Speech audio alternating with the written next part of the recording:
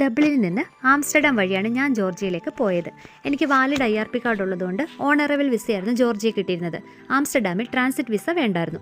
ഹസ്ബൻഡിന് valid ഇക്കാമയുള്ളതുകൊണ്ട് Saudi അറേബ്യയിൽ നിന്ന് ജോർജിയയിലേക്ക് ഓണറബിൾ വിസ തന്നെയായിരുന്നു.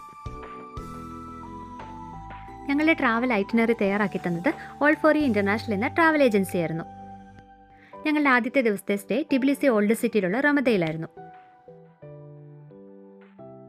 അവിടെ pool, sauna bath, steam bath, gym എല്ലാം ഉണ്ടായിരുന്നു കേട്ടോ. അടിപൊളി സെറ്റപ്പായിരുന്നു. അവിടുന്ന് രാവിലെ ബ്രേക്ക്ഫാസ്റ്റ് കഴിഞ്ഞിട്ടാണ് നമ്മുടെ ഫസ്റ്റ് ട്രിപ്പ് ആരംഭിക്കുന്നത്.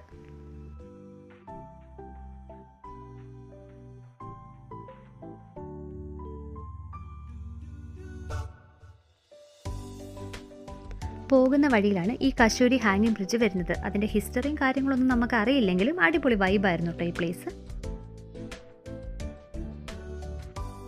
ഇവിടെ നിന്ന് നമ്മൾ നേരെ പോയത് ബോർജോമി സെൻട്രൽ പാർക്കിലേക്കാണ്. ഇവിടെ ശുദ്ധമായ മിനറൽ വാട്ടർ നമുക്ക് കുടിക്കാൻ കിട്ടും.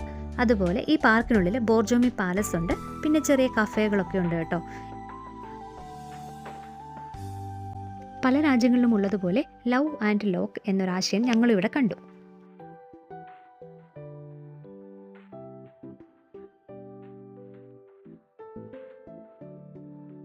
ഇനി ഇവിടെ നിന്ന് ഹിൽ സ്റ്റേഷനൊക്കെ കാണാനുള്ളൊരു യാത്രയാണ്.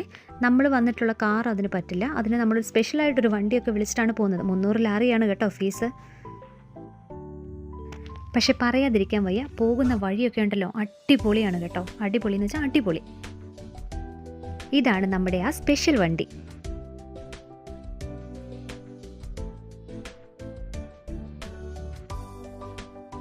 ഫോട്ടോയും വീഡിയോ ഒക്കെ എടുത്തുകൊണ്ട് ചില്ലായിരിക്കുന്നതിനിടയ്ക്ക് നമ്മുടെ വണ്ടി ഓടിച്ചുകൊണ്ടെന്ന് അപ്പാപ്പൻ പറഞ്ഞു, ഇതിൽ നല്ലൊരു അടിപൊളി സ്ഥലമുണ്ട്, വേഗം വണ്ടി കയറാൻ. എന്നായിക്കോട്ടെ, അങ്ങനെ വണ്ടി കയറി പൈൻ ഫോറസ്റ്റിൻ്റെ ഇടയ്ക്ക് കൊണ്ട് വിട്ടു. 10 മിനിറ്റ് ആയപ്പോൾ അപ്പാപ്പൻ വിസിലടിക്കാൻ തുടങ്ങി, വേഗം വായോ പിള്ളേരെ വണ്ടി കയറേ എന്ന്.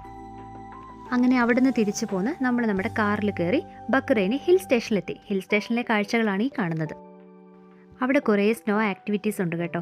നമ്മൾ ചെന്നപ്പോൾ തന്നെ കുറേ ഏജൻറ്റുമാർ നമ്മുടെ അടുത്തോട്ട് വരും.